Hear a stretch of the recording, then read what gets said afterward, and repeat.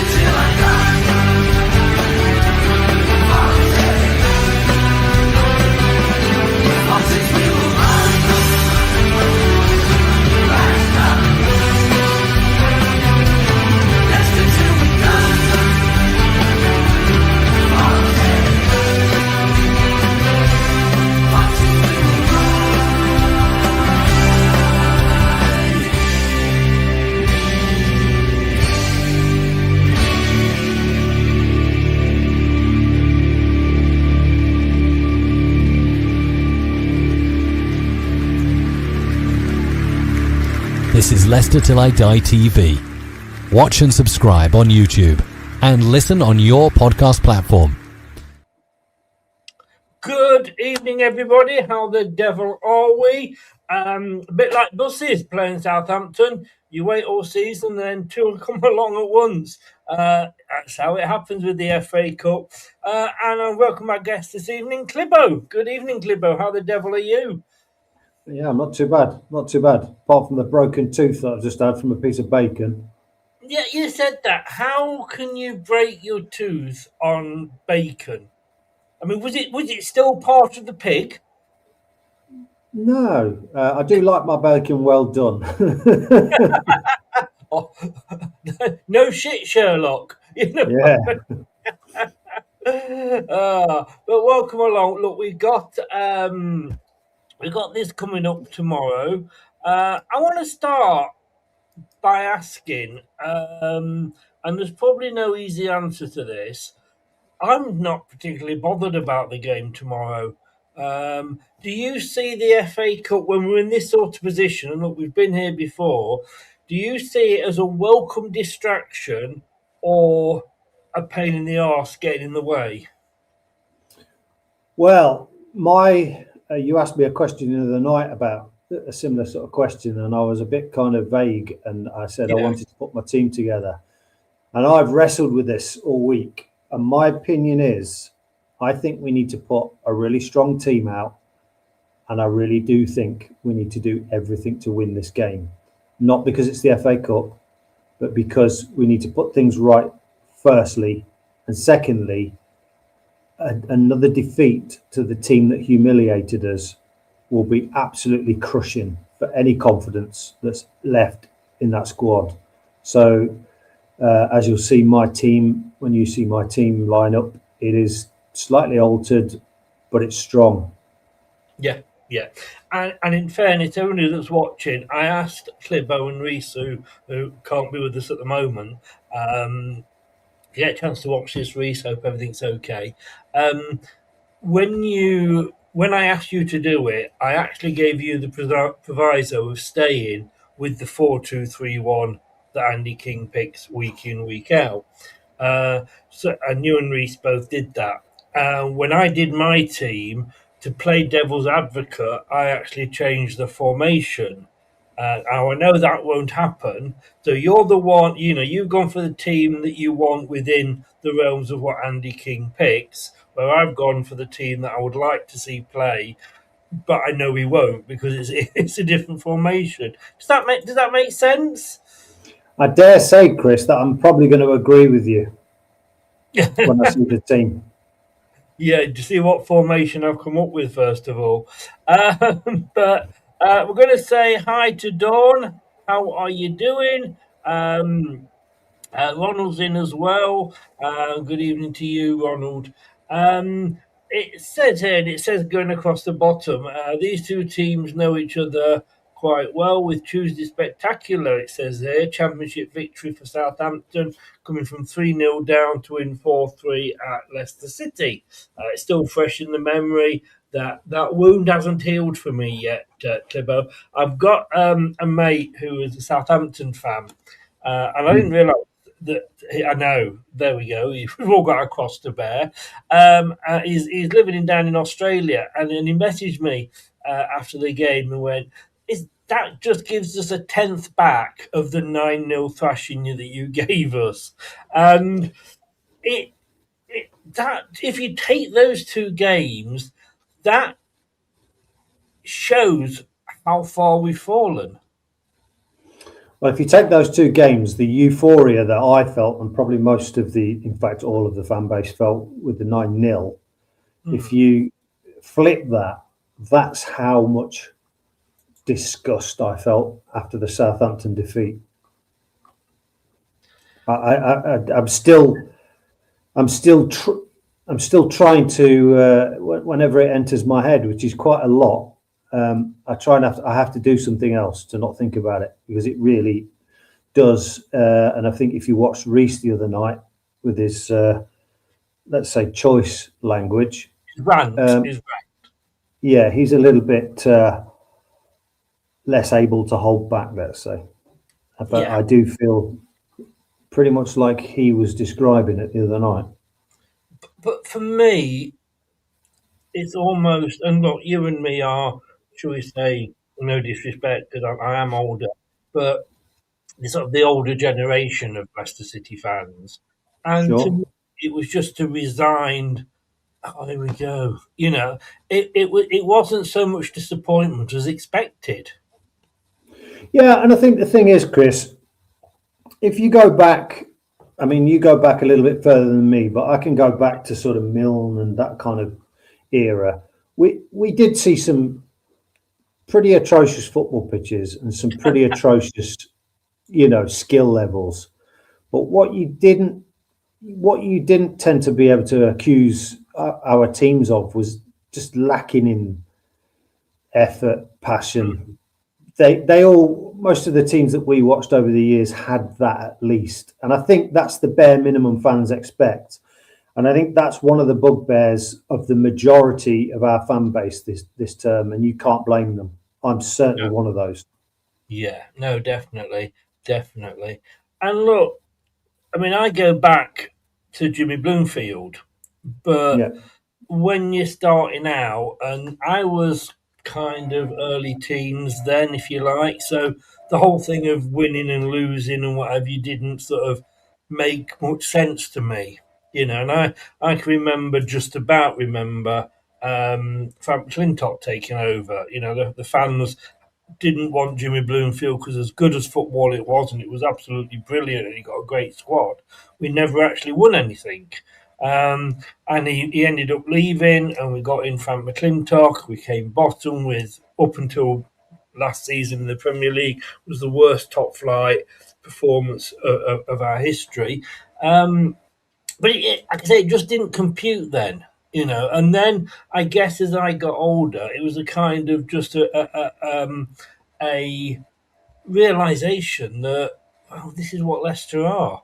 We are a mid-table, second-tier team. When I started to understand, about all the different things, and it was just like, and last night it was a case of, when we got relegated to League One under Ian Holloway, I didn't cry, I didn't go mad. It was a sort of, we'd been expecting it all season. In fact, we'd probably been expecting it for 3 or 4 seasons before that. It was just on the cards. And I guess that's how I'm feeling now. Oh, I must admit, when we went down,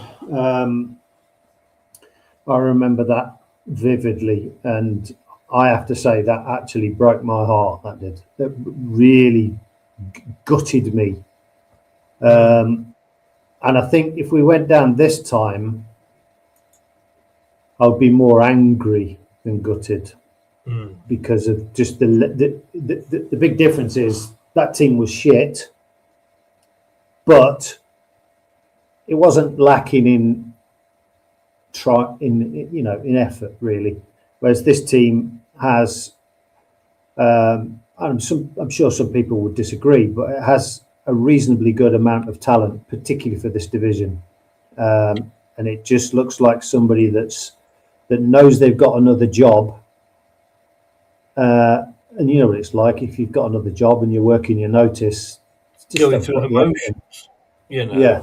Yeah, and people have used that analogy before, and I agree to a certain degree, if you like.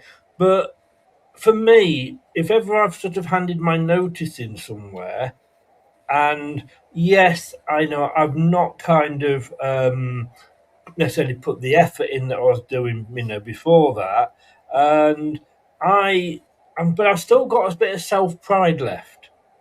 I still want to be remembered when I leave that job as somebody who did well. Now, if that was hitting my target in that last 4 weeks notice period, then that's what I wanted to do. Um, I didn't sort of, down tools. I wouldn't do overtime or do anything extra. I did what was necessary, but I did what was necessary to give myself some self pride. And a lot of these players, and I'm not accusing the youngsters of this, but a lot of the older players, and you all know which ones I'm referring to, they don't have that self pride, do they? I don't think. No, I mean, let me ask you a question and be honest. Would you still have that same ambition and desire, given that scenario, if when you were leaving you were a multimillionaire? That is a very good question. Of course. If I was a multimillionaire, I wouldn't even work my 4 weeks notice. I'd just walk out. Well, there you go. You see, it changes. Yeah. The money thing changes everything. It does. Yes, it does. It does. But look, we're here. We're now, and as I say, it happens, doesn't it? You get somebody in the league, and then you get drawn with them in the cup straight after. But look, it is still fresh in the memory. Oh, I know. I know. I'm sorry, but this was last time out, and it happened to be this. I mean, we are now. I thought we'd broken as many records for being awful that we could, but apparently this is up there with them as well, and it's in the list of greatest comebacks ever by a team. But let's want to look at the first 15 minutes. We've obviously done a separate review, so I don't want to go into it in too much detail. But that first 45 minutes, playing a team that had recently beaten us 3-0 and played us off the park, that first 45 minutes, I thought, wow. And it was the best 45 minutes I've probably seen since Enzo's left. well, it definitely was the best this season. I mean, you're probably right, but it's definitely the best I've seen this season. What worries me massively is there must have been a change in attitude within the players. There must have been like, got this. There must have been, because you cannot come out having had a team talk by Kingy, who I would imagine wouldn't have gone, well done, lads, chill out now, we've got this. There's such a shift in, I don't know what it is, but I know that those players were largely to blame for that second half. There was some poor substitutions at wrong times. And like we've said, and you've said, attack is the best form of defence, particularly if you're Leicester City. So I do think that Kingy, tried to get very defensive and it didn't work. But there must be something in the players' attitudes to be 3-0 up to come out and go, let's get the deck chairs out. Because that's how it felt. Yeah. And it's not the first time it's happened this season. Totally right. Totally right. And the thing is, as angry as I was post-match, and if anybody watches that, you'll know how I felt. Especially with Andy King and his substitutions. But obviously, when that's we call it the post-match reaction for a reason, because you're reacting to what you've just seen. When you've gone away and had to think about it, and I've got to say, well, as much as I wasn't happy with his substitutions, I have to accept that this is doing a job that he's admitted himself he's not ready for. And, I'm prepared to say on that side, yes, he got that wrong. And if anybody hasn't heard it yet, I'm going to try and upload it as a separate show. But I was on the TalkSport 2 Championship podcast last night, last night, and I said more than I normally say on one of these shows, because on one of these shows I'm usually playing devil's advocate, so I can't necessarily say what I personally think. But do try and find it on your favourite podcast platform, TalkSport 2. I do say what I really think about Top and JR. Should we call him JR? For those of you that remember Dallas, he was a bit of a nasty bugger as well, wasn't he? You But got yeah, shot. I'm prepared to say, look, Kingy, he's learning. He'll have looked at that, and hopefully he would have seen that. Yeah, I made the wrong decisions, etc., etc. But like you say, for the first 10 minutes of that second half, I was thinking, go on, lads. I understand what's happening here. You're defending, because we usually concede a goal in those first 10 minutes of the second half and the first half. And we didn't. And I thought, well, fair play, guys. You're getting this. But then nothing changed, did it? It was literally if you want to ever say to anybody, football is a game of two halves, this is the match you want to get them to watch, isn't it? Yeah, absolutely. I mean, I see Michael comments quite a lot. Evening, Michael. When you're 3-0 up, you bring defenders on. What's wrong with that? Well, in some situations, I agree. But if you look at our track record of defending, it's appalling. No matter what combination, no matter what players. We've just gone in there, smashed them 3-0 at half time. We should be coming out and going, we're going to win, we're going to get 6. Because relying on our defensive strategies, that's why we lost 4-3. So that's why I would say continue attacking, because I dare say if we'd have continued attacking, we probably would have scored some more goals, maybe let a couple in, but the result would have been a win for us. Yeah, I'm convinced of it. You remember the 9-0 win, don't you? Oh, I replay it in my head many times. You and me both. I was actually there. I was there with my son and his wife to be in the away end, and I said, I mean, it was amazing. It was absolutely amazing. And I've got to say, fair play to the Southampton fans who just kept cheering and having banter all the way through the game.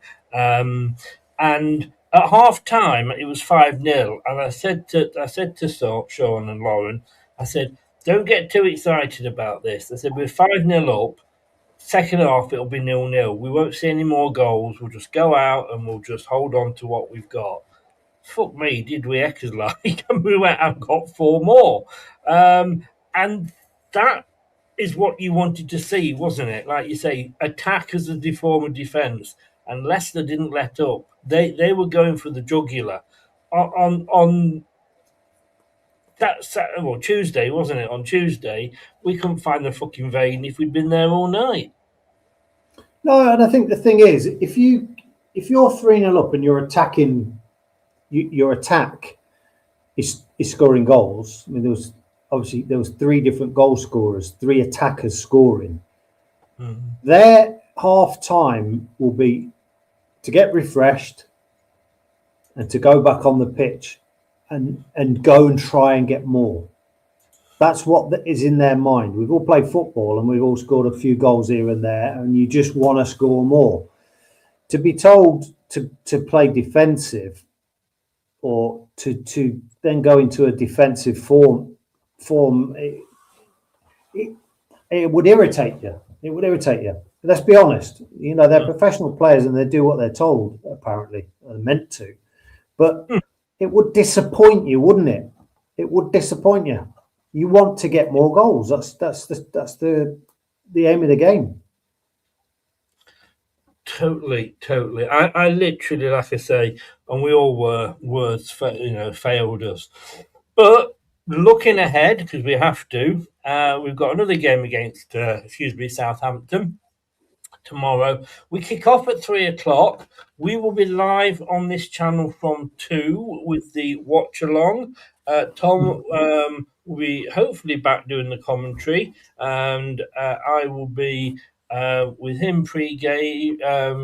And Wayne will be joining us, and Jim as well. But Kingy will be obviously at St Mary's, and this is what he had to say ahead of the game, because we've always got, what do we go for? Do we go and play the youngsters? And as I said to you at the start of the show, is this really just another sort of like a pre-season game? Let's get it out of the way because it's going to, is the FA Cup a distraction, or could it be a morale booster? But what Kingy said was, our squad isn't massive with the injuries we've got. I still want to be strong, and I don't want to roll out 11 changes, and it becomes a game that isn't important to us. There may be some players we have to manage. We know who he's referring to there, Ricardo. This is a 3-game week. We'll make changes to freshen it up, but it won't be a whole new look 11. But City will not be able to call upon the injured Yannick Vestergaard, Jordan James, Aaron Ramsey, Hamza Chowdhury, thank God, Harry Souther, nor the suspended Bobby Dekova-Reid or ineligible Joe Aribo. I mean, he's nailing his colours to the mast there quite early, isn't he? Well, he is, but like things can change, can't they? Things can change between then and now. You could get injuries. You could, I think what I would like to see from players in this situation, if I was manager, I would like to see players step forward and go, play me, because I want to put that right. That's what I would want to see, and give the manager a headache. Yeah, indeed. And I like I say, I'm looking at what he said there, and I think we've always, when we were in the Premier League, and the last 10 seasons when we've been doing well, or not the last few, but before that, I've always felt that we thought we were a Man City. Look, Man City put out their B team, and their B team is probably strong enough to beat most Championship, teams' A team, and most Premier League ones. We haven't got that with our B team, have we? We can't put out a whole new second string. So it does have to be a mix. But I mean, that list of players that's available. I mean, Jordan James and Aaron Ramsey will be back. I must admit, when I was doing this earlier, I thought, well, at least he can't put Hamza at right back, can he? No, but going back to managing players at this part of the season, I don't give a shit. We've got 14 games to save our club, not the season, to save our club from spiraling even further. So I don't give a shit whether your legs are tired. You pick yourself up, neck a few Red Bulls, and get on the freaking pitch and play when you're required and when you're asked to. None of this, I can only play one game a week shit. Get on the pitch. If you last 45, fine, but you get on the pitch if I need you. I can't argue with that at all. But what I will ask you, based on what you've just said, would that apply to Ricardo? Well, if he was any good, yeah. We'll see if you'll pick him or not in a minute. But even my problem is, even a fully fit Ricardo shouldn't be on that pitch anyway. Well, I'll reveal all when you show the viewers my team. That's a bit scary, guys. If you want to avoid Clibbo revealing all, go to the podcast version of this show. That's a thought. That's in my mind now, Clibbo. Thank you very much. Just to run through subscribers only, that one. Yes, that's why we haven't got many. Jeremy Monga, after missing out in midweek, is expected to be fit enough to play. while Victor Christensen could make his first appearance since November, having been an unused substitute over the past 2 games. But like I say, Yannick Vestergaard is out. And look, people love or hate Yannick. At this level, I think he's probably one of the best defenders we've got. We know what his bad bits are, but we also know what what he brings to the team. If we hadn't got Lascelles to come in, I would be more worried about this. Well, I had a discussion with Reece last night about Vestergaard, and we disagree. And I almost kind of changed his mind, and I didn't even have to slap him. But what I said was, if you look at Vestergaard's skill set, it's sticking his leg out and passing. Now, that passing ability is really dangerous for oppositions. And with Macassar in the team, if you can play a system that allows Vestergaard to just do those jobs, Macassar have a field day. I'm convinced of it. But we know now that Vestergaard is probably going to be out for majority of the season. Yes, yeah. I mean, I know I've said this before. In a lot of ways, I'd almost have Vestergaard as a sweeper.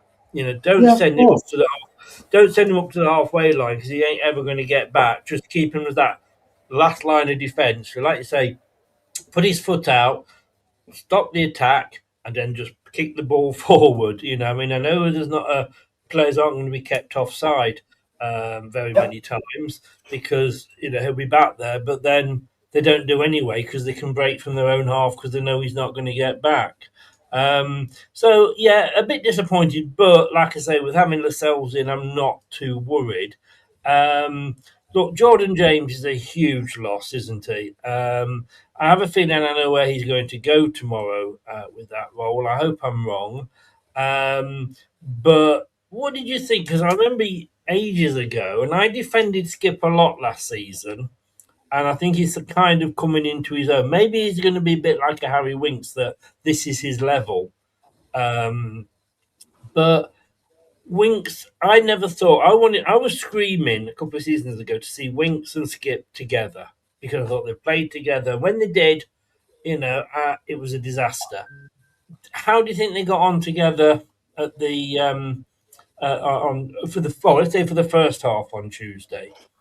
Well, there was a bit more of an understanding, but at the end of the day, you can't alter your instincts, and they get in each other's way quite a lot of the time. They don't instinctively play well together. I think they have to think about how they play together, and that's quite normal. I think. I still think that Skip has got a higher ceiling. I think what I like about Skip is whilst Winks was out, he was allowed to do the job that he does. He's a bit like a bloke in a relationship, isn't it? You're the one that takes the dustbin out. Yeah. Nobody wants to do that, but somebody's got to do it. And he's been really good at that. And I've paid particular attention to him when I've been watching the matches, which is something I struggle to do, is pay attention to one particular player.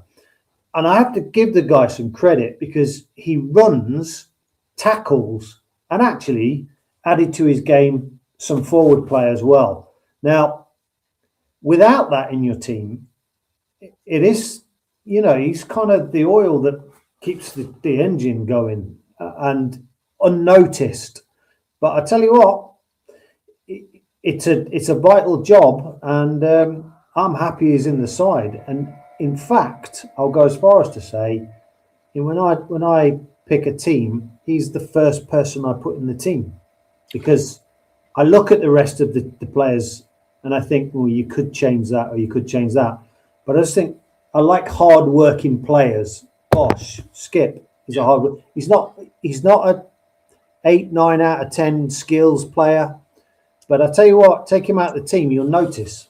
Yes, it's funny how how people's perception of players, because everybody was like anti-Skip, weren't they? You know, Me but too. Me too. Till I took but notice of what he did. and we're all like that, you know. We all, sort of pile on players and then kind of come back and say, well, actually, that I quite like them in this league or in this whatever. I do remember Sky Sports when they started out. They used to have the player cam, Yeah. and you could tune that and you could just watch because it concentrated on just one player going around. We should have that back. I think we should have that back. Look, courtesy of Squawker, I did a team comparison. Now, it wasn't worth doing on the FA Cup because they've played one game, we've played one game, and you can't compare an away trip to Cheltenham to an away trip to St Mary's. So I've done it on the Premier League. Fully hell, oh, I wish on the Championship season so far. If the team is in green, they are better. And this is Southampton versus Leicester. Oh dear. there's a lot of green on the left and not much on the right. So I just picked a few of the key stats out there to compare. So they've had 333 shots this season, excluding those that have been blocked. We've had 255. Wow. I mean, that's almost 100 more shots they've had. You know, you're talking, what's that? 7, 8 a game, something like that. Their shot accuracy is just over 49%. In fairness, ours is 45.1. Shots on target, 164 shots on target they've had. We've had 115. They've created 309 chances. We've created 251. And then I'll just do the passes completed, 12,649 for Southampton, 11,312 for us. And when you look at that, to me personally, and everybody's got their opinions, to me personally, that they're some of the main tactics that you need to be concentrating on. Because if you're not having shots, for example, you're not going to score, are you? Whatever, that's obvious, really. But to be sort of 90 odd, 80 odd shots behind, kind of sums our season up, doesn't it?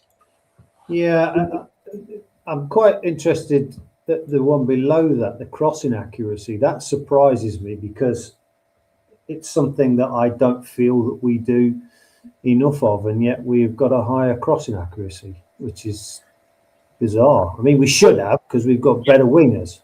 Yes. Well, this is it, and when we look at this, and we'll go to that crossing accuracy, 23.2% for them, 24.76 for us. And I'm thinking, and when I did that, like you, I'm thinking, how many crosses does Fatawu actually put in? Because normally he comes onto his left foot, comes inside, and has a shot, But a thing I think as well is when you look at that of crossing accuracy, is that's okay, but why aren't we getting the goals? Because if we're crossing that well, we have got nobody in the box to get on the end of them. No, we haven't got height, power, or guile in that 6-yard area. I, as you know, I was on holiday last week and I went to watch Lanzarote. Really? Was you? Yeah, I was. And in many ways, apart from the fact that they played a 3-5-2, in many ways it was like watching Leicester. Because for the whole game, and we were sort of near one end of the pitch, so you tend to see it when it's with your end. Lanzarote, for the whole game, were putting in. They got the two best players were the two wingers. I tell you what, their number 11, I would have said, give him a chance at Leicester. He was really, really good. And the guy on the other side, they were getting the crosses in. Every time they got a cross in, the goalkeeper came out and collected it. He was the boss in his area. He would come out, he'd jump, he'd collect the ball, and then he'd throw it out, and they'd be on the counter attack. Now, when you've watched that for 90 minutes, you're thinking, why the fuck wasn't it changed?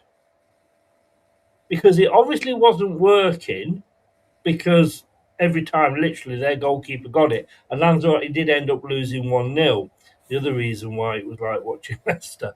But, and it's the same with Leicester. Why keep pumping the crosses in when we've got nobody to get on the end of it and head it in? Because even Daka, he's not particularly known for his heading prowess, is he? No, but I think this is modern football and modern coaching where you have a system. It's not working in one particular game, but if you throw enough shit at the wall, something will stick. Yeah. And that's what you're hoping on.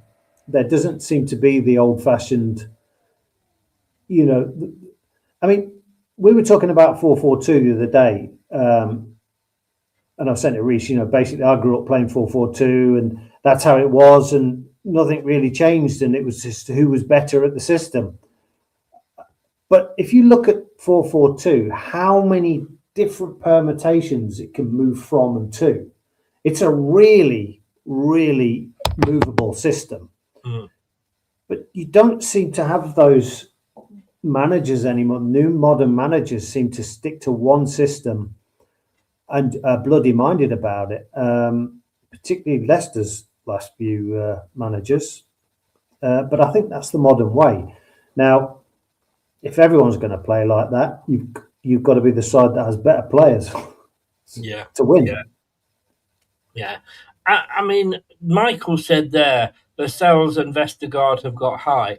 That's okay from a corner, but you can't rely on them. If your wingers are breaking down either side, whipping a cross in, your defenders are probably still going to be back in the box, in their box, so you can't rely on them getting upfield. Interestingly, whilst I was away and over a few pints, it has to be said, I watched Manchester City play Liverpool, and Man City went 4-1-4-1, interestingly. Not the I've seen that a few times. And it worked. Again, it, in attack, but these systems are adaptable when you're defending, aren't they? They're easy to adapt. Yeah, they should be. The top teams do it though. They just fall into it because they're so drilled at doing it. But I just think if you're going to get a manager that's just very one-dimensional, even though he's had success at it, you are going to fall down. Pep was 17 points clear, if you remember. And then teams started to find us out. Now, although we won the league... Enzo, you mean?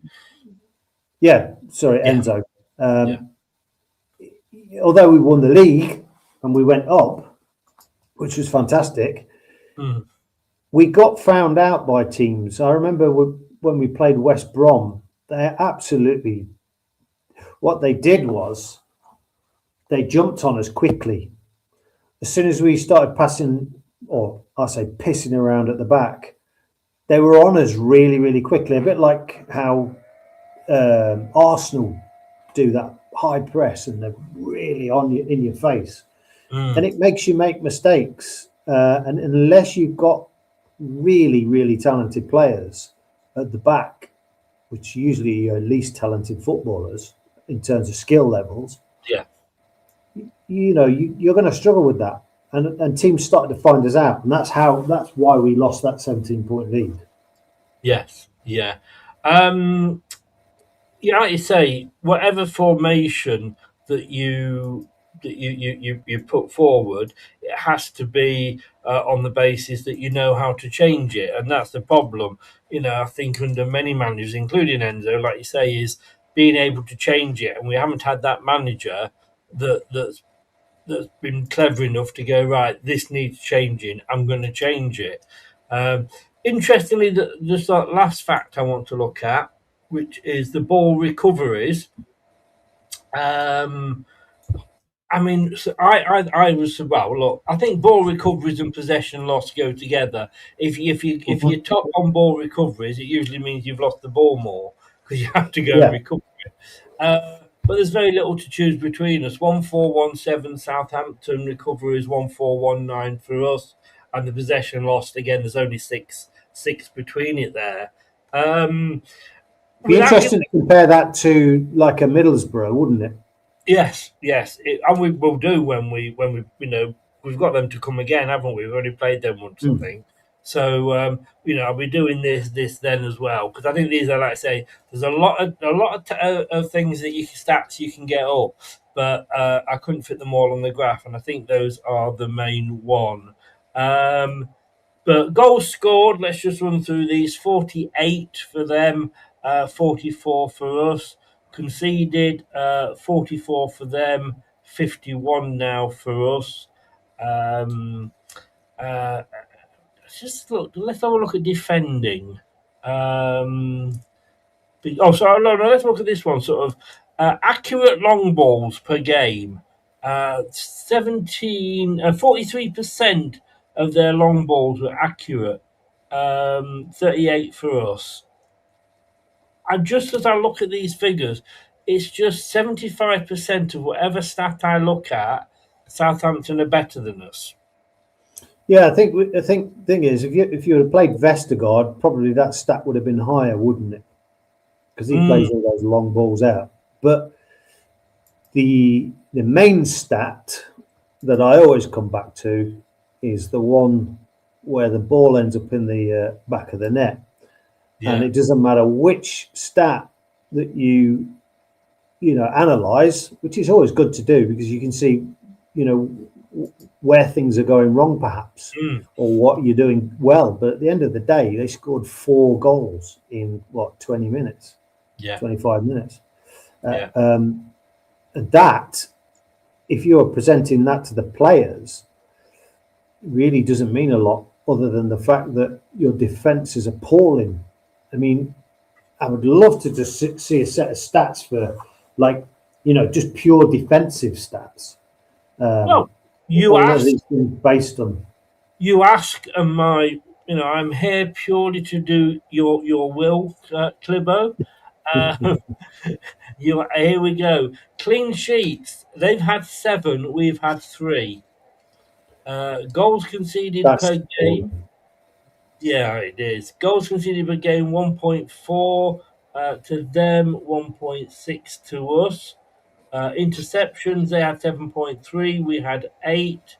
Tackles per game, to be honest with you, it's not worth the difference there. Clearances, they had 27, we have 34. That's something to be proud of because it means you're being attacked more. We both conceded a penalty, and the actual saves per game, again, hardly anything between it.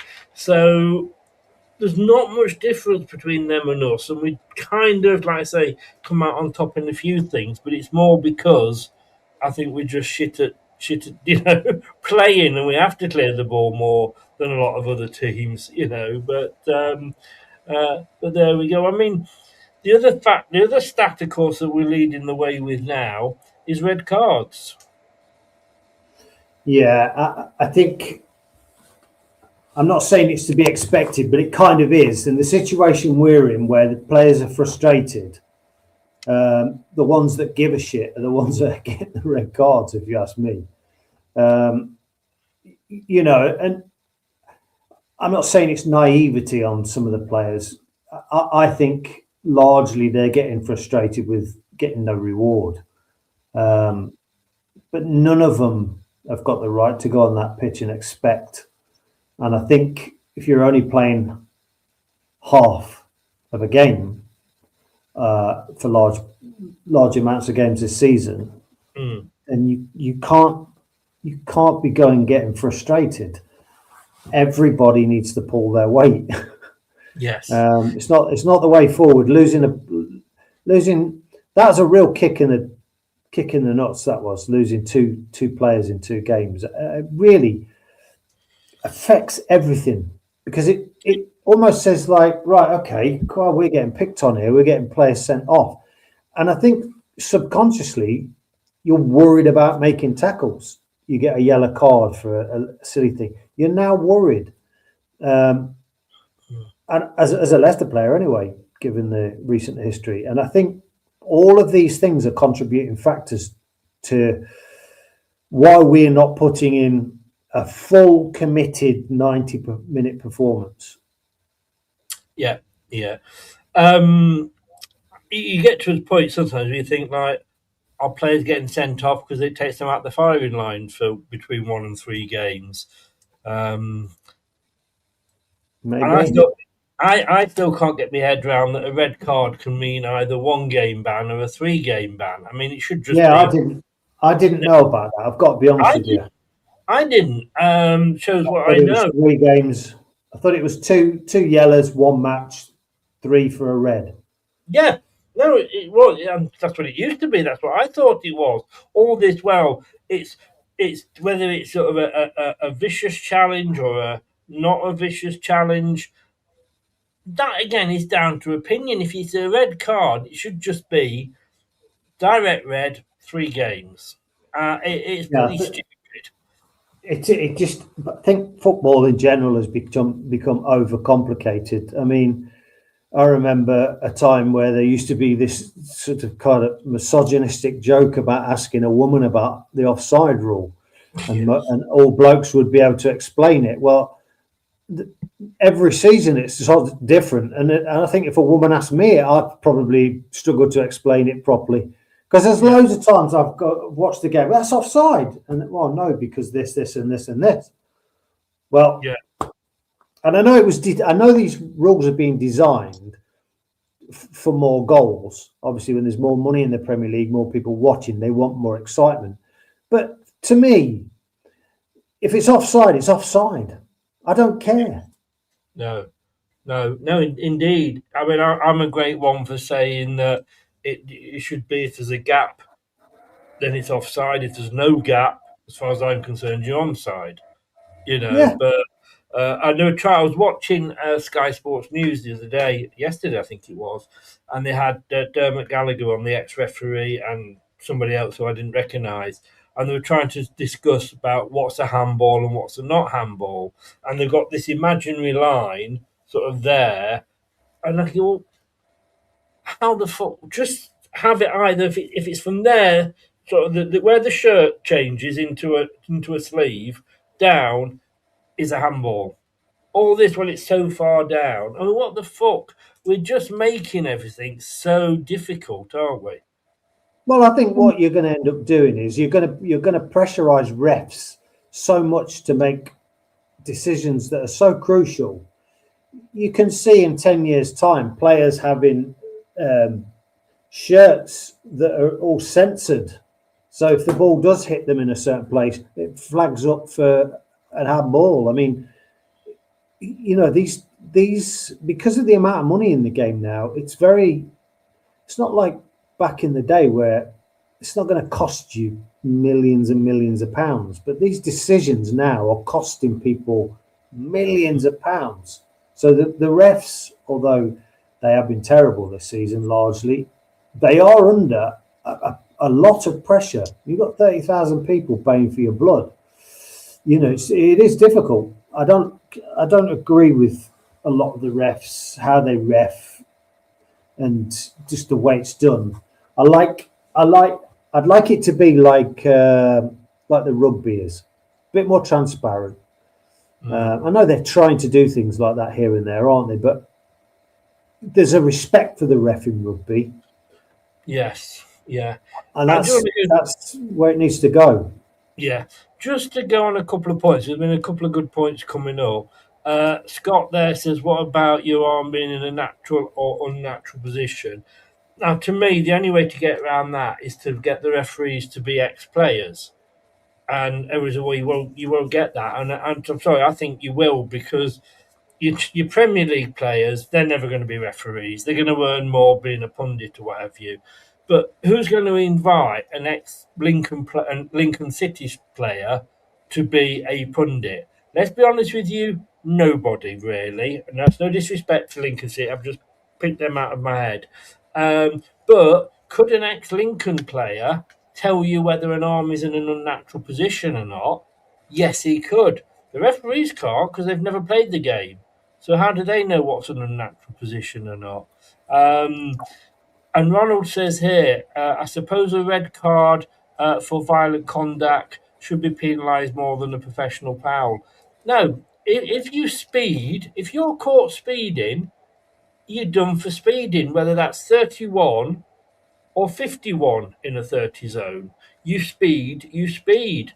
And so I'm sorry, no, I don't think it should, because again, it's the fans Where's are the line?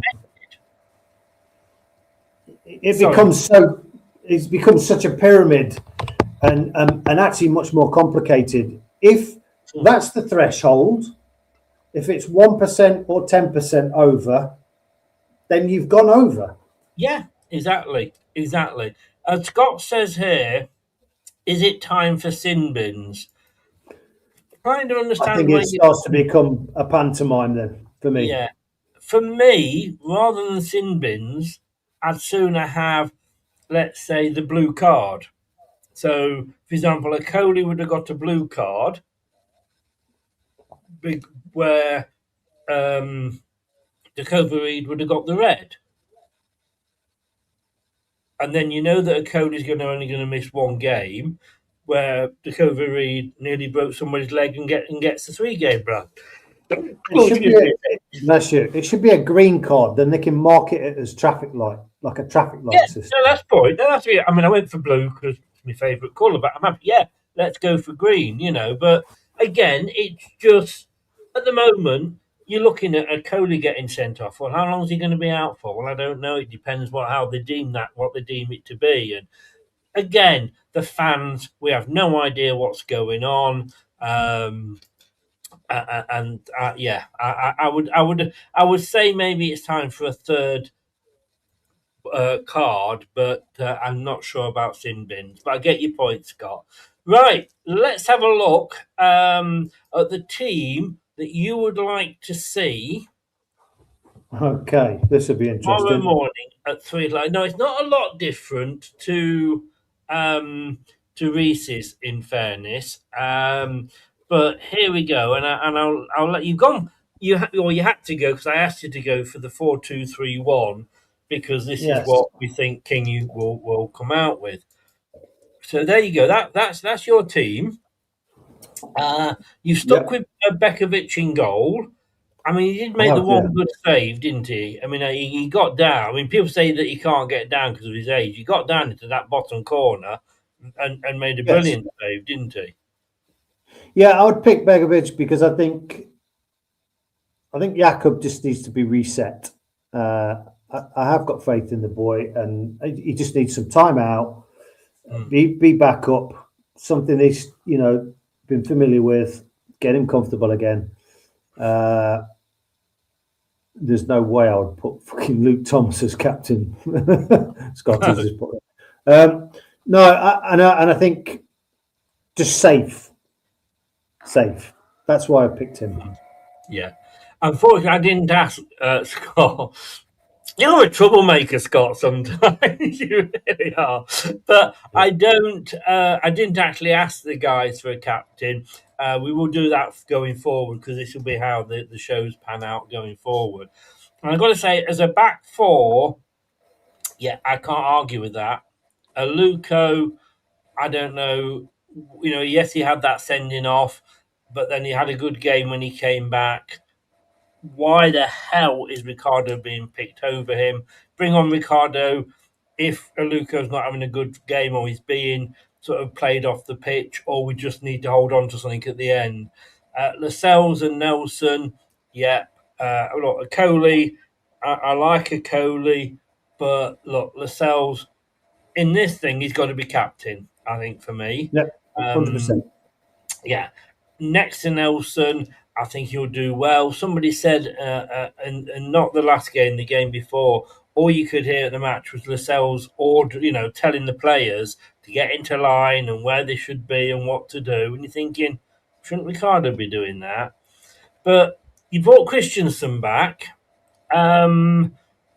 Is that a case of the lesser of two evils, or do you rate him? No, I don't rate him. I don't think he's a very good player. I don't think he's great in terms of pace. He doesn't really offer much going forward. But I'm just thinking Thomas is getting an absolute. Well, he's getting berated, isn't he, from left, right, and centre? And I think this is just a good opportunity to bring another player in. Let's see how he gets on after his injury. It's a good opportunity to blood him to see. I think Christensen is a better left back than Thomas. I think Thomas is a better wing back. He's a better wing back than Christensen. He's got more going forward. Yeah. So for that reason, I am going to pick Victor Christensen. And I think as well, in fairness to Luke Thompson, who's that? Luke Thomas, that you need to take the players just out the firing line for a bit, don't you? Yeah, particularly him at the moment. I mean, he's still relatively young, and I know these players are being paid a lot of money, but it's still the amount of abuse. He'll see on channels or he'll hear what's going on in Leicester. People are being quite abusive about him, which I get it because fans are frustrated, but I don't think it's going to be good for a 23-year-old or whatever he is. I don't think it's to continuously have it. So to take him out the firing line for a little bit, I think it's good for everyone. Yes, yeah. And look, I know, and I've said this before, when you're on 30 grand, even 30 grand a week, it's more than I was ever on a year. Grow a pair of balls and what have you. But whatever job you're in, if somebody's, your work colleagues keep going, "Oh, you're shit, aren't you? Why can't you do that? You're awful." Boo when you walk through the door. It will get to you. Particularly that age. Yeah, exactly. In the middle, again, I can't argue with that. Louis Page and Oliver Skip. I think there's energy in that. There's energy there, and I think Page is quite progressive. He can take the ball from box to box. Skip there, doing all the tidying up, harassing. If he plays to his strengths, that he could boss. They could boss that midfield. I'm convinced. Interestingly here, no Fatawu, but we have got Mavididi. I can't get my words out tonight. But you've got our new on loan striker come right winger in the right winger position. Now, I was going to pick him because I want to see him play. And I thought, a striker. But we know he's been, according to Kingy anyway, he's been brought as a replacement for Fatawu. Now, not to go into it in too much detail, but other than scoring worldies, Fatawu is not really doing what I think he should be doing. People might disagree. And we know he's not going to be played as a striker. Daka scored and played well in the last game. He's a confidence player. Therefore, I didn't want to put him up front and leave Daka out. So I thought, right, let's try him in the position that apparently he's been brought in to do. That's a fair point. But are you saying Mavididi does do what you expect of him if Fatawu's not doing what you expect of him? No, but I didn't want to I don't think, like Monga for me, he's not a left winger. When we put Monga on that left wing, I don't think he's a winger at all, to be honest with you. No, he's a better right-sided winger. I mean, I thought about playing. I thought about playing him as a 10, and I think if I was going to take off Makasa, I would bring him on as the 10. Mm-hmm. And I think we need to start playing him in his preferred position because we're devaluing him right now. Yeah, no, you're right. You're right. I agree with you. And I don't Mukasa, think we we've all got particularly a good left. I don't think we've got anybody that's better than Mavididi on the left. I think that's the issue, and he needs to be stepping up his game. Yeah. Look, what a shame. Newcastle, we know we're not going to keep him. He's going to be popping off back to Manchester City at the end of the season. Just keep us up. That's all I care about. Keep us Yeah. up. But he immediately formed, and look, we all, as I said, we all went for him as our man of the match, which says a lot about our own full-time players. But he combined well with Daka. You know, when he got his goal, it was Daka that got the assist for him, and he was combining well with Fatawu and what have you. I mean, if he stays fit, and that's obviously the question. Yeah, I think him as the number 10 and Daka as the number 11. I think it's a case of ABA, isn't it? Anyone but Ayu. Well, I was going to do a subs bench, and Ayu and Ricky P were not on it. Yeah. Now, can we just sidetrack a second, because somebody was just saying then about managers, and it's very interesting what's come up here. We've got Spurs have appointed Tudor, Igor Tudor, has agreed to take charge of Tottenham for the remainder of the season. His first game in charge will be against Arsenal. I don't know where he's come from though. I've never heard of this guy. Carpathian Mountains, by any chance? Oh yeah, he'd been out of work since being sacked by Juventus last October, and he's also taken charge of London, Italy, France, Turkey, Croatia, and Greece. So they sacked Frank very early, and they've replaced him straight away. However, also Nottingham Forest, and you said this, didn't you? I think it was yourself that said they'll sack a manager and appoint a new manager before we've even started probably looking for a new manager. I think that was obvious. Yeah. Vitor Pereira signs as Forest boss until the end of next season. So, look, we're saying that managers only go for 3-year contracts. He's gone for a season and a bit, hasn't he? Well, I think if you're a Forest a manager, you'd take that, wouldn't you? Given just how gung ho they're it's a difficult job for the Forest job, because the man's he's a lunatic, isn't he? He's a lunatic. I mean, he's one of these managers that he's never going to give somebody a 3-year chance if they're not. I mean, I think Dyche would have kept them up, and I know sort of West Ham are having a bit of a renaissance, but I think he would have kept them up. I think it's still now between West Ham and Forest, but you never know. They might get a bit of a bounce out of it, and I think that's probably the chairman's fear, isn't it? I mean, if he goes down, the fans will hate him, won't they? Yeah, the fans will hate him. Definitely. So he's just Ronald showing his age there. 10-pole Tudor, swords of 1,000 men, eh? You know. Now that he obviously was a lot of one of the names being mentioned about our job, so it's taken him out of our grasp, if you like. I can't say I'm overly disappointed. No, I'm not. I mean, again, it depends totally on how the board see this. If they've got any ambitions to stay in the league, then potentially you've got to hire somebody to do that specific job this season.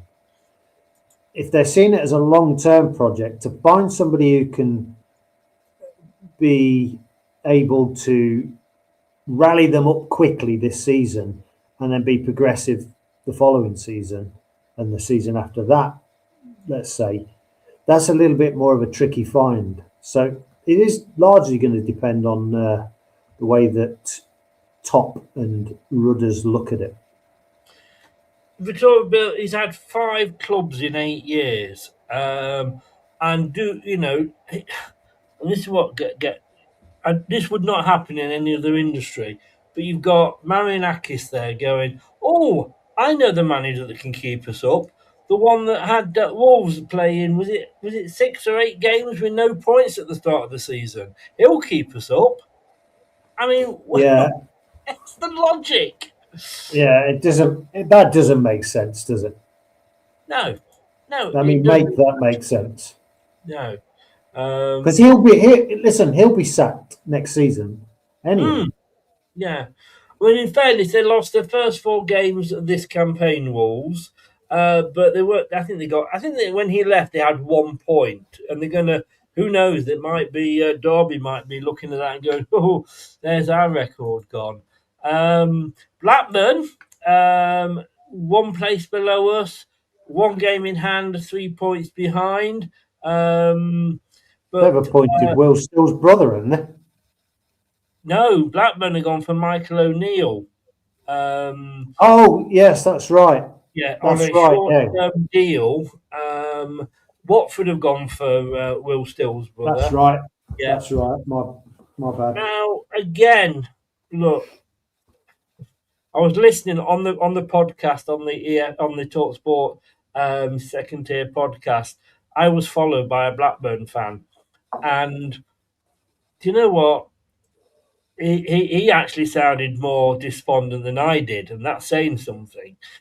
I mean, we know, and I used to work for Blackburn Rovers in a non-playing capacity, obviously. If you've seen this body, you know why. But, their owners, chicken farmers, I mean, for God's sake, this decision, when you are in that sort of position that Blackburn Rovers are, you don't want a manager who's doing a job share, do you?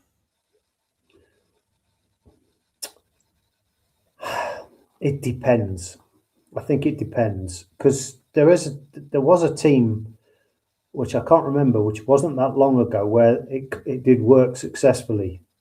Where it was a British team, where there was a manager. Somebody in the chat might know where there was that job share and it did work. And again, it depends what time of the international year it is, doesn't it? Well, they've got a playoff coming up for the World Cup, and then he's got to prepare for the World Cup. I don't know how Northern Ireland are going to be happy with this. To me, I do not understand this. And this is what I always say about be careful what you wish for. A stupid decision, all right, at the end of the season, if he keeps them up and we go down, everybody will come back and say, told you so, Chris. But to me, this is just a decision by a set of owners that are the example of be careful what you wish for when you want KP out. You employ a manager, that's it, on a job share, when surely you want a manager in there full time and looking at what's going on and trying to save you. That manager, and then his other job, has got to get them through a qualifier. So he's got to prepare for that. So he won't be there for that weekend or the week probably before because he's prepping for it. And then he's got to prep if he does get through. And obviously that's the big question. He's then prepping for the World Cup itself, so they might not get through. Again, I think that could actually work in our favour. It could, depending who we get. Yeah, I'm not. I mean, I know you're sort of clutching at straws a little bit, which it was that obvious, was it? Yeah. But yeah, I mean that you're doing your job. You're playing devil's advocate. So you're right. It could go tits up for them, but again, it could go very tits up for us, depending on who we employ, doesn't it? Exactly. But they've all made. The thing is, they've all made quick decisions, and we're still having a wank in the ladies in the away end. But there we go. Right, let's get back onto this because that was your team. And like I say, not for me. And yes, Scott, it is Michael O'Neill at Northern Ireland, indeed. He managed Chelsea and Russia at the same time. Yeah, but Chelsea probably weren't involved in a relegation battle. And to me, that's the thing. That's the thing. I'm happy for anyone to be slagging my team off, by the way. If you want to slag it off and tell me why it's a load of crap, I'm happy to read the comments. There's no judgment there. No. It's indeed. It's all about opinions. I put a team I came up with against Tom, who put his team up for the last one we did of these, and I lost out to Tom, but it was by one vote, and realised that he'd voted and I couldn't as the the channel admin. Yeah. So that was what won it. And don't forget, Peter Taylor was our manager when he was also England manager for one game. Oh God, yes. Move on quickly, please. Right, so this is Reese's team. As Reese unfortunately can't be with us tonight. Not a lot of difference. I mean, the goalkeeper and the back four and the two defensive midfielders are pretty much the same. So it's only the front that he's changed. He's got Musaka. Musaka, that's a fucking Greek dish, isn't it? Mukasa in the same position as you. But he has got Monga on the right. He has got Thomas on the left, and he has got Richards up front. Now, the thing with Richards up front is that's where I want to see him. He's a fucking striker, but there's a lot of words going around that are saying that Chelsea are asking us to play him as that right winger because that's where they see him.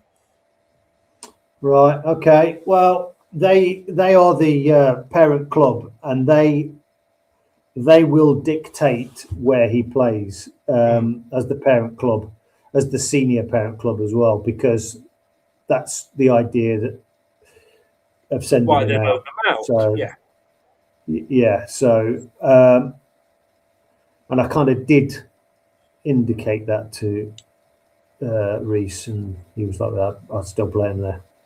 But we've never really seen him. Nobody's really seen him play. We just kind of got bits of knowledge here and there. It's not like he's a player that we've been able to watch on YouTube and get a load of grounding of it. So for me, if he's been brought in as a winger, let's play him as a winger. And I've been saying for a while, drop. Sorry, Clibber, 1 second, sorry. Mad, I don't know whether you were applying to the team before or this team. Scott, this isn't Clibbo's team. Clibbo did have Mavadidi. This is Reese's team now that we're looking at, who can't be here, unfortunately. So this isn't Clibbo's. Clibbo's was the last team. This is Reese's team. Sorry, Clibbo. No, it's all right. And I don't actually. If that was the team that turned up, I wouldn't be actually too bothered. I think that my team and that team, it's kind of a toss-up, really. But obviously, knowing what we know, I don't see him being up front. Monga, the reason I wouldn't pick Monga on the right is because I want to see him in the 10. I just don't think at the minute that he's going to get picked as the 10. Silko, I'm okay with. But again, I don't think he's a left winger. No. If anything, he's more on the right. I'd have swapped those over, Yeah. But yeah, I mean, I would have Monga as that number 10 or the second striker with Daka. Monga he's being coached backwards, in my opinion. He's worse now than when he first burst onto the scene. Put him in that number 10 position or the second strike, whatever you want to call it, and just go and cause havoc. Go wherever you want to go, because he will. Look, we've seen how he can twist and go past players. Do that in the penalty box, and half the time you probably get a penalty. And I just don't think he is that. No, I just don't want him on the wing. That's the problem.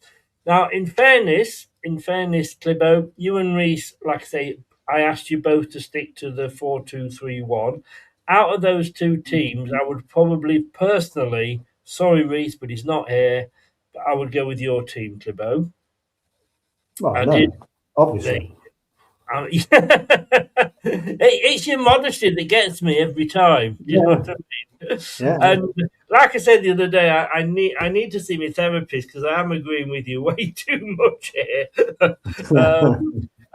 But for my team, I actually took the advantage of not having sort of uh, the what's the word I'm looking for? Having to stick to that.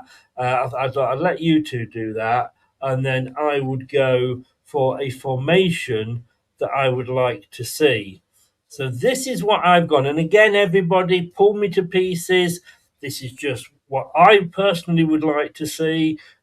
They could do this and get beaten 6-0 or whatever, I don't know. But let me talk you through my team here. So I've gone 3-5-2. Yep. So I've got Bekovic in goal. So we've all agreed on that. Yes, we have. I've got a back three of Aluko, Lascelles, and Nelson. Yep.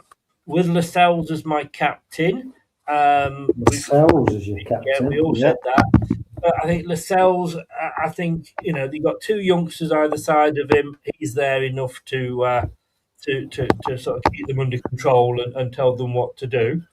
Now, on the 5 in midfield, I have got two wing backs, if you like. I've got Richards on the right, like you have, and Christensen on the left. Again, I've dropped Thomas because I think for his sake, he needs to have a break. He needs to be taken out of the firing line. And I just think Christensen, and look, I know Thomas can put a good ball in, but the number of times I actually saw Christensen, when he was playing for us, actually get up and get ready to put a cross in, only to find nobody in the box, I think is, a little bit like, he had nowhere to go, so he had to come back and play it back. So I would have those two as the wing backs. Musaka in that central sort of midfield role where he can move up and fill that number 10 role.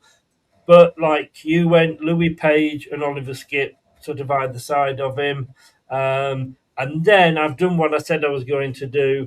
Yeah, let's see Mongo up there as that second striker, just hanging back off Patson Daka. You've got two strikers there that are both very reasonably quick, and one of them that can just absolutely baffle the defence to pieces and maybe get us a penalty or two, and that can be the difference. Now, go on. I'll let you pull that to bits, Clibo. Well, looking at it like that, I can see where we can really adapt to different systems. Where you could have I definitely wouldn't play Christensen on the left. That's the first one. I think that's a really bad choice because he's not a wing back. He's not good enough as a wing back. He can't cross the ball for a start. His crossing's shocking.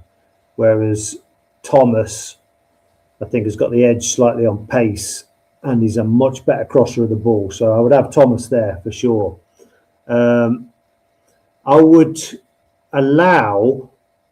I'm not sure how good Richards is as a wing back, so that'd be an experiment. I think Mukasa.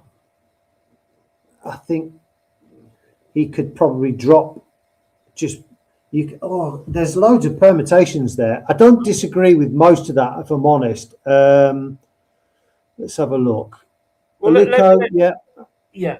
I mean, look, the back three becomes a back five when you're defending. It does.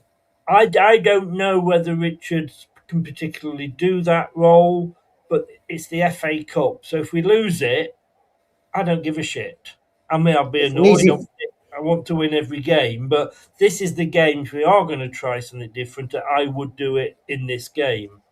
It's that team you put out there would work very well dropping into a 4-4-2 actually. Yeah, very easily. That's the thing. Well, like you said earlier, any team can, or any formation should be able to adapt into another one during the game. I've got Mukasa, for fuck's sake, Florian. I've got Mukasa there, but he can come up and join the attack. Yeah, And I then just you've hope got that Louis. Louis Page and him wouldn't get in the way of each other. That's the only thing that I'll be a bit Well, wary about there. yeah, I mean, maybe I couldn't do it on this system, but maybe I would have had Mukasa slightly more forward.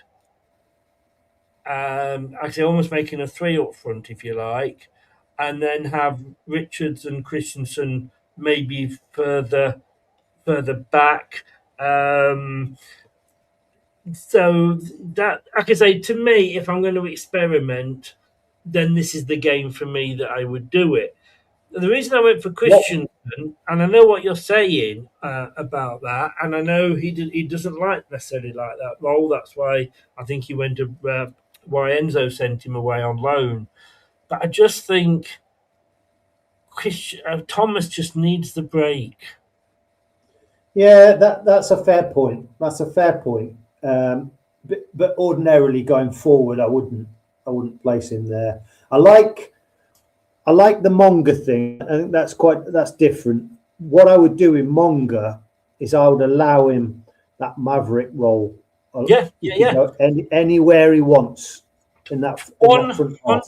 100%. That's again, I can't really show that on this formation, but yeah, 100%. He's a Gaza, isn't he? He's going to be a Gaza, and Yeah, just say to him, like you say, and obviously Daka fits into that. But yeah, you two, they should be swapping over anyway, Daka and Monga, yeah, to fill the defence. But yeah, Monga, I could say he's almost, more of a second striker than rather than a backup, behind Daka. I would like to just see them two together. Could I play Silko on the left? The problem is I've just not been overly convinced by Silko. He's not done anything that has said he's bad or he shouldn't be picked. But and when I look at the other youngsters, he's Aluka, one that needed to go out on loan this yeah, season. He's a yeah, good no, player. He's a good player. Trust me. yeah, and that's why I've not gone for him. Look, Aluko, I'm confident with him. He'd have a good game. Page, like you say, uh, he should be in that team next to Skip. Even in the other football, you had him in that position. Yeah. And look, we know what Monga to do. Thomas, I'm just not convinced by him. And let's be honest with you, if we had Aaron Ramsey, Aribo available, and Jordan James available as well, this would be a completely different lineup Yeah, altogether. just one more thing about Christensen, and I'm not trying to hammer this point home to say to put your team sheet down, but No, if you that's think fine. about just for this specific game, if you think about who has to be the fittest players on the pitch in that system, it's your wing backs. Vic's been out since November. Don't think he's going to have the lungs to do that job. It's a very good point. It's a very good point. But of course, we are allowed substitutions. Yes. So who do you put there as your sub? Because that would be inevitable. It would probably have to be Thomas at some point. Or no. No, Silko or it's Silko or Mavididi, I guess. Really, the problem I have with Fatu and Mavididi is I remember the last time we were in the championship, and Fatu and Mavididi were so good at getting back and defending. They were yeah, really, really good at that.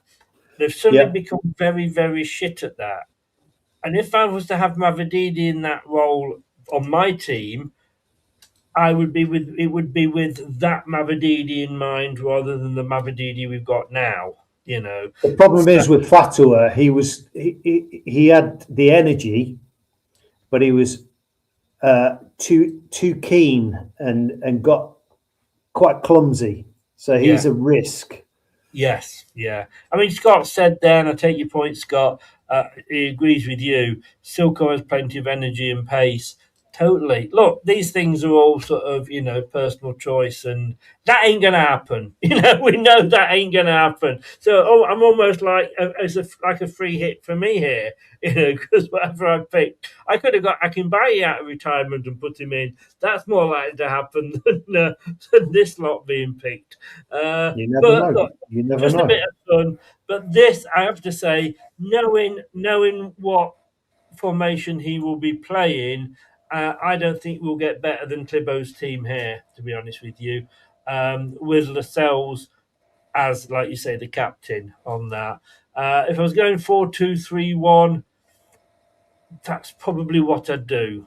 That is probably what I'd do. And if Daka isn't having a particularly good game, then don't fucking bring on AU. Bring on I Monga. won't even have him on the bench. Not even on the bench. No. Yes, got plenty of hypothetical points. That's what the whole, these channels and shows are like.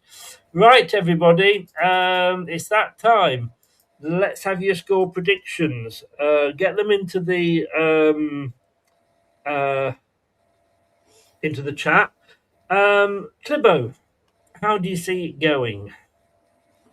If they pick my team and they've done the correct amount of soul searching, I'm going to go 2-1 Leicester. Oof, right.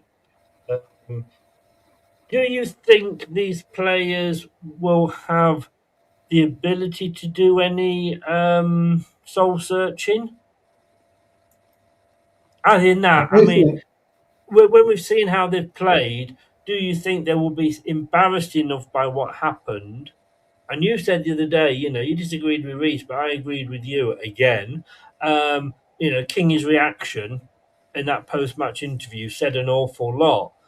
But he might get that over to the players. But will the players? What's what I'm looking for? Will they agree with with him and turn up and have the balls to do it? This is why I think this game, Chris, is so important, because it's not a free hit, and I would hate anyone to have that attitude towards this game. If you look at the consequences of losing this game, you're losing another game. You've gone another game without a clean sheet, twice to Southampton in a week after being embarrassed by them.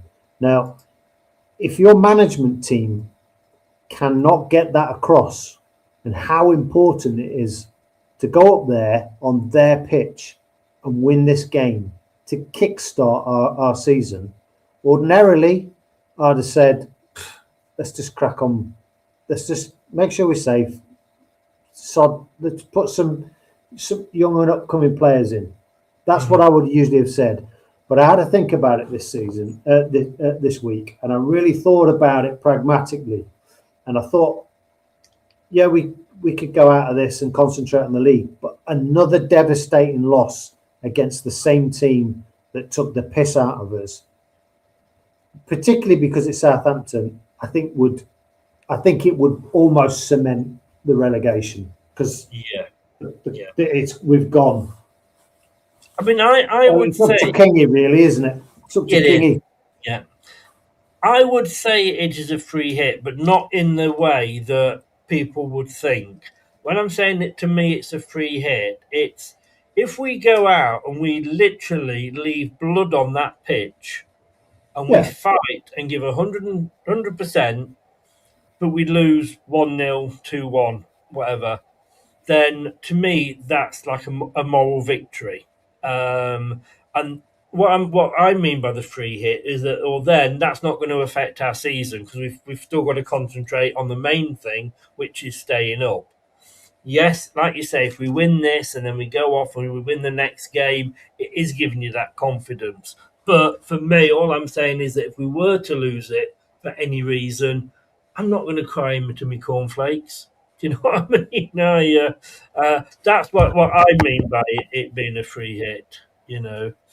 And let's just see what people have said here. Craig has gone he's agreed with you. He's gone 2-1 to the Foxes.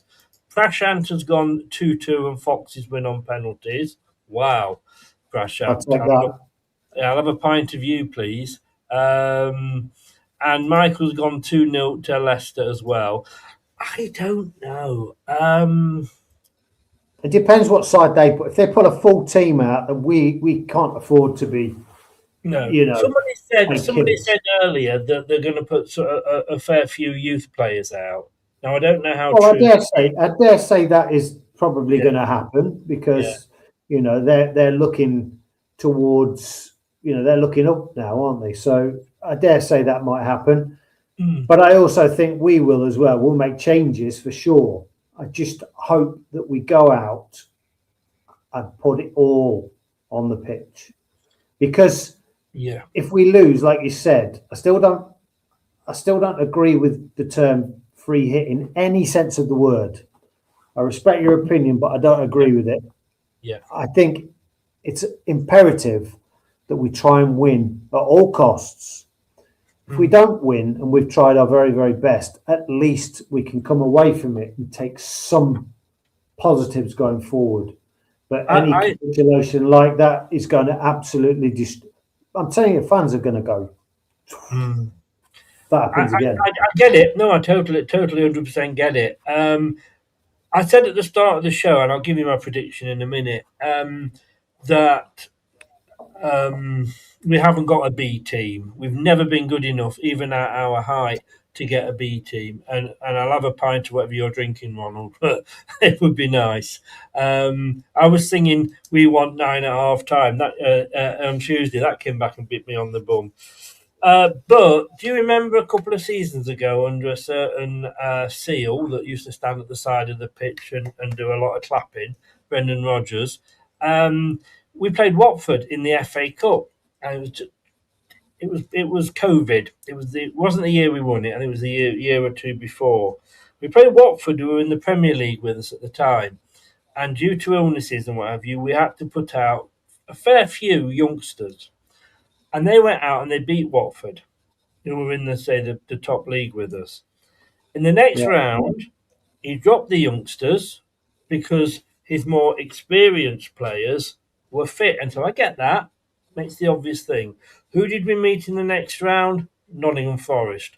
From the second tier, from the Championship. And whilst the youngsters had gone out and it wasn't a team full, but there was a lot of youngsters in there who had beaten Watford, a top flight team. The big names came back, and we lost to Championship Nottingham Forest. I remember that game well, Chris. I was decorating my living room. What was the score? It was 4 something. It's been erased out of my memory. Yeah, and I remember them. They scored their last goal, and I got my paintbrush, my roller, and I slung it at the wall. My ex-wife at the time wasn't in the house, fortunately, but I made a bit of a mess in the house. I was absolutely livid. She came back and she said, "Oh, that's a lovely pattern you got on the wall." Yeah, nice effect. I am arty like that. Yeah. What, farty, did you say? Sorry. Yeah. My worry, and I said again, please, I'm going to try and upload it, but please do go over and listen to the TalkSport 2 podcast about the Championship. I'm on first, so you don't have to listen to the whole thing. My worry is, let's say we have another good first half, and let's say we are 2-2 or 2-1, right? Once they come out and get that, let's say we're 2-0, once they get that first goal, we go to pieces. Because in their mind, it's going to be, oh shit, here we go again. And I don't know, unless we're 5-0 up or something at half time, and even that you've got to say, would we be able to hold on to that? That's my worry. I'm actually going to... Go on. No, I was going to say, I think I'm actually going to go... Oh, I hate doing this. I'm gonna go. I think it'll be a high. I'm actually going to go 3-2 to Forest. 3-2 to Southampton. Yeah. You see, the thing is, what you just said there about once we concede, we fall to pieces. The majority of the games, I'm sure the stats probably would back me up. The majority of the times when we're conceding is when we're being defensive. So we don't know what it's like when we concede, when we're being progressive, really. So just, I don't know. I think we should just be a little bit gung-ho and just try and defend, but let's just, whatever the costs, try and put pressure on them like they do when they come out in second halves and we've got a lead. What they do, they presses, we fall to pieces. Let's do it back. We've both said the best form of defence is attack. Yeah, it's always been that way. And tell Daka, and I'm not blaming Daka for this because Daka is doing what Daka is told to do. Yeah. But tell Daka to come no further back than the halfway line. Yeah, absolutely.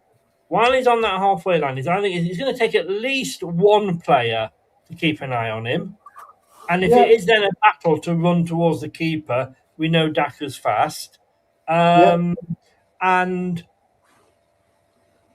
even keep two. Why are we defending in such numbers? Planet Earth, mate, how the devil are you? I mean, it's been almost a season, I think, since I've seen you. 4-1, that's it. Yeah, welcome back. 4-1, cannot see us trying enough. Agree with Clibbo. Might as well just try and blitz them. What's to lose? Exactly, 100%. Planet Earth, my God, mate. You've taken me back there. That's it. We'll find out tomorrow. It kicks off at 3:00. And I must admit, last night I was down the pub and there was a bit of trouble and a referee walked in and I thought, well, it's all going to kick off now. Moving on quickly. That was a joke, by the way, Clibbo. You can smile. Or maybe not.